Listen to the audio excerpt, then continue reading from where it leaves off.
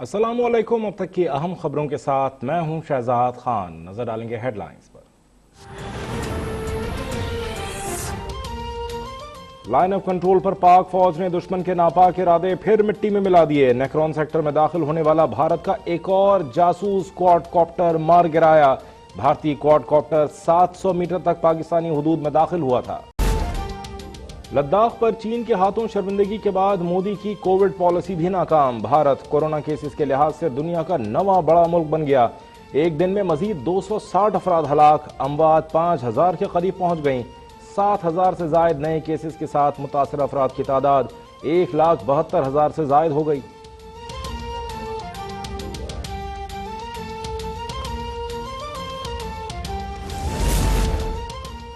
دنیا بھر میں ایک بار پھر پاک فوج کی امن پسندی کا اعتراف۔ پیس کیپنگ ڈے پر سپاہی عامر کے لیے اقوام متحدہ کا ایوارڈ۔ عامر اسلم کا تعلق کوٹلی سرتیاں آزاد کشمیر سے ہے۔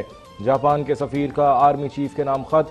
امن مشن میں طویل اور تاریخ ساز کردار پر پاک فوج کو خراج تحسین پیش۔ ملک میں کورونا وائرس بے قابو، ایک ہی دن میں اب تک کی سب سے زیادہ 57 اموات، مرنے والوں کی مجموعی تعداد 1317 ہو گئی۔ مزید 2636 افراد بیمار، متاثرہ افراد کی تعداد 64,028 ہو گئی۔ سندھ میں اموات 427 ہو گئیں، 804 نئے کیسز کی تصدیق۔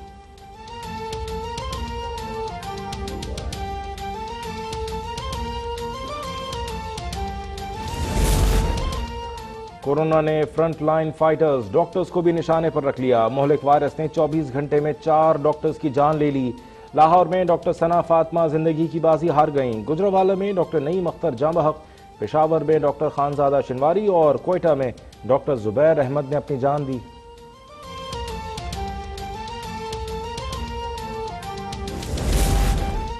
پاکستان میں آج رات 12 بجے سے بین الاقوامی پروازوں کی بحالی۔ وفاقی حکومت نے تمام انٹرنیشنل ایئرپورٹ سے فلائٹس کی اجازت دے دی۔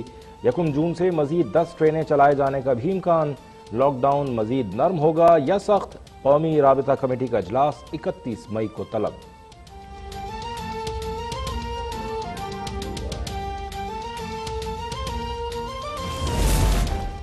مافیاز نے سیاست کو کاروبار بنایا ہوا ہے۔ کرپٹ سیاستدان مافیاز کی مدد کرتے ہیں۔ وزیراعظم عمران خان کا پارٹی اور حکومتی ترجمانوں سے خطاب، کہا حکومت کا چینی اسکینڈل پر تحقیقات اور رپورٹ پبلک کرنا تاریخی اقدام ہے۔ آئندہ بجٹ میں عام آدمی کا تحفظ یقینی بنائیں گے۔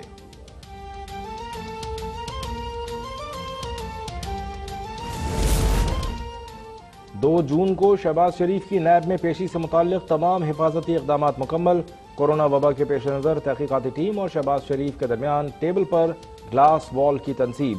ترجمان نیب کے مطابق نیب ممبران سوال و جواب کے دوران سماجی فاصلہ رکھیں گے اور ماسک پہنیں گے۔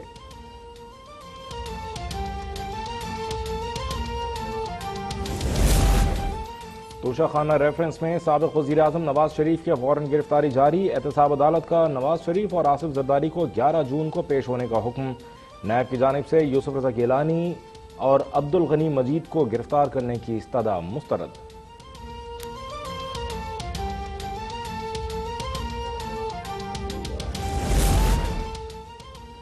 لیگی قیادت شریف برادران کو بچانے کے لیے الزام تراشی میں لگی ہے۔ شاہد خاقان عباسی نے آل شریف کو خوش کرنے کے لیے 20 ارب کی تاریخی سبسڈی دی۔ وزیر اطلاعات پنجاب فیاض الحسن چوہان کا بیان، کہا آل شریف منی لانڈرنگ، اقربا پروری اور کرپشن کی سیاست کر رہے ہیں۔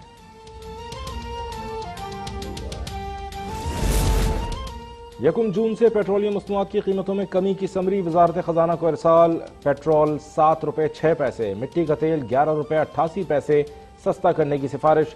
لائٹ ڈیزل کی قیمت میں 9 روپے 37 پیسے فی لیٹر کمی کی تجویز۔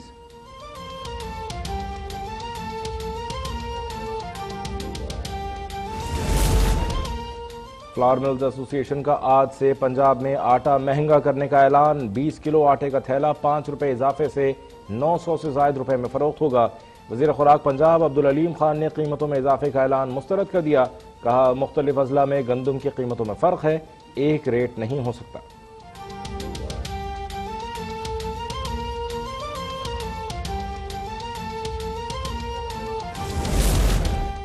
ملک کے 60 سے زائد اضلاع میں ٹڈی دل کی یلغار۔ رحیم یار خان میں ٹڈیوں کا آم کے باغ پر حملہ، سانگھڑ میں بھی فصلوں کو شدید نقصان، متاثرہ علاقوں میں لوکسٹ کنٹرول آپریشنز جاری۔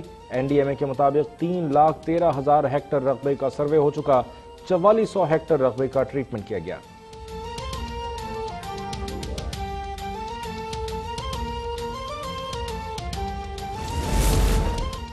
وزیر اعلیٰ پنجاب نے ٹڈی دل کے خاتمے کے لیے اپنا ہیلی کاپٹر وقف کر دیا، متعلقہ اداروں کو 24 گھنٹے الرٹ رہنے کا حکم، فصلوں کو پہنچنے والے نقصان کا تخمینہ لگانے کی بھی ہدایت۔ وزیر زراعت سید فخر امام نے کہا ہے چین بھرپور تعاون کر رہا ہے، ٹڈی دل کے خلاف عوام کو قومی سطح پر متحرک کرنا چاہتے ہیں۔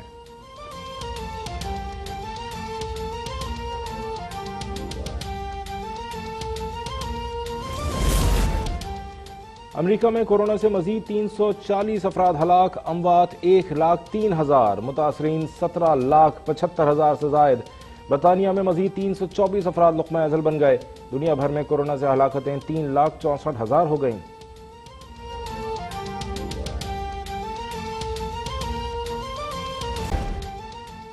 پنجاب اور بلوچستان کے مختلف شہروں میں موسلا دھار بارش، فیصل آباد، اکاڑا، ٹوبہ ٹیک سنگھ، جھنگ اور ناروال میں موسم خوشگوار، ڈیرہ بگٹی اور زیارت کے ندی نالوں میں طغیانی، سیلاب میں گاڑی بہنے سے 3 افراد جاں بحق۔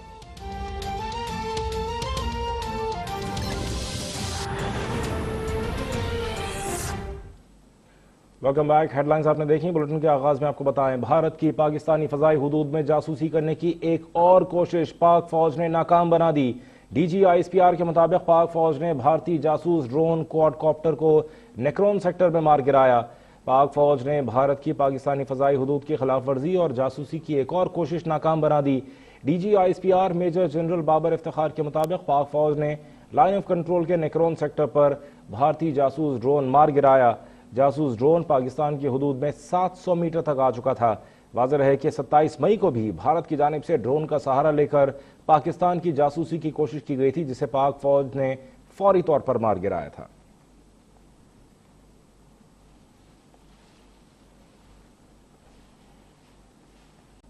اقوام متحدہ کے پیس کیپرز ڈے کے موقع پر پاکستان میں جاپانی سفیر مٹسوڈا کوئینوری کا مسلح افواج کے سربراہ جنرل قمر جاوید باجوہ کو خط میں گزشتہ کئی دہائیوں سے اقوام متحدہ کے امن مشنز میں پاکستان کی مسلح افواج کی خدمات کو سراہا گیا اور ان کے کردار کی تعریف کی گئی۔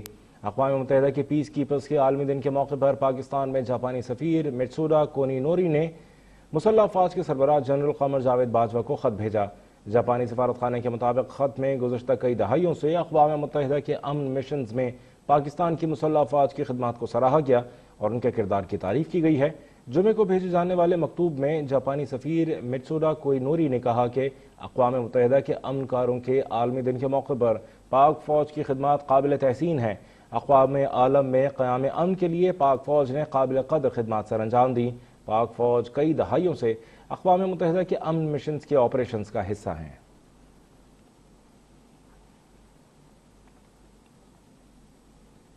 وزیر اعظم عمران خان کا کہنا ہے کہ انصاف کے موجودہ نظام پر عوام کا اعتماد بہت حد تک متزلزل ہو چکا ہے۔ انصاف کے نظام میں پائے جانے والے سقم دور کرنا بہت ضروری ہے۔ اسلام آباد سے نسیم صدیقی کی رپورٹ دیکھیں۔ وزیر اعظم عمران خان کی زیر صدارت اہم اجلاس ہوا، جس میں موجودہ دور حکومت میں عوام کو انصاف کی سہل اور فوری فراہمی کے لیے قانونی اصلاحات کا جائزہ لیا گیا۔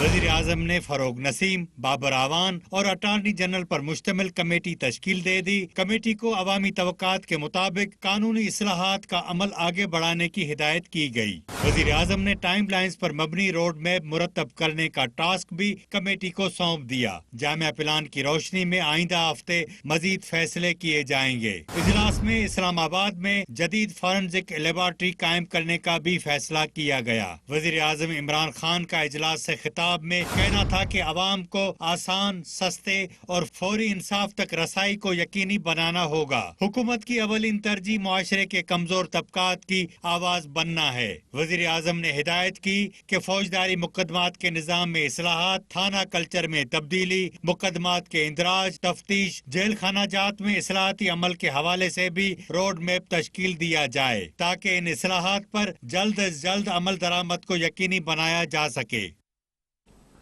پاکستان کا قومی پرچم خلا کا چکر لگا کر واپس زمین پر پہنچ گیا۔ چین میں پاکستانی سفیر نعمانہ ہاشمی کا کہنا ہے کہ پاکستانی قومی پرچم اپنے خلائی سفر سے لانگ مارچ 5B کے ہمراہ واپس پہنچا ہے. مزید جانیں گے نمائندہ اب تک راشدہ سیال سے. راشدہ آگاہ کیجیے گا. جی بالکل، پاکستان اور چین کی دوستی کا ایک اور لازوال نمونہ سامنے آیا ہے اور پاکستان کا قومی پرچم خلا کا چکر لگا کر واپس زمین پر پہنچ گیا ہے. چین میں پاکستانی سفیر نعمانہ ہاشمی کا بیان ہے. ان کا کہنا ہے کہ پاکستانی قومی پرچم اپنے خلائی سفر سے لانگ مارچ 5B کے ہمراہ واپس پہنچ گیا ہے. نعمانہ ہاشمی کا کہنا ہے کہ پاک چین تمام موسموں میں آزمودہ اسٹریٹجک تعاون پر مبنی شراکت داری اب خلا تک جا پہنچی ہے. پاک چین آہنی بھائی چارہ اب خلا میں بھی پہنچ چکا ہے. نعمانہ ہاشمی کا کہنا ہے کہ جیسا کہ آپ کو علم ہے کہ پاکستان اور چین کی حیرت انگیز دوستی کو 69 برس ہو چکے ہیں. دونوں ممالک کی باہمی اعتماد، باہمی اعتبار اور باہمی امداد کی ایک بہت ہی اچھی تاریخ موجود ہے. دیگر چیزوں کے ساتھ ساتھ ہمارے خلائی اداروں کے تعاون کی بھی ایک طویل تاریخ موجود ہے. چینی خلائی ادارہ ہمارا پرچم اوپر 4 اور B5 لے کر گیا، جو کہ ایک بہترین اظہار ہے. اس اقدام سے آؤٹر اسپیس مین دونوں ممالک کے مابین تعاون کا ایک نیا باب کھلا ہے. جبکہ چین میں پاکستانی سفیر کا کہنا ہے کہ پاک چین تمام موسموں میں آزمودہ اسٹریٹجک تعاون جو ہے وہ موجود ہے اور یقین ہے کہ مستقبل میں پاکستانی مرد اور خواتین خلا بازوں کو چینی خلائی جہازوں پر آپ ضرور دیکھیں گے. جی ٹھیک ہے، بہت شکریہ اپڈیٹ کرنے.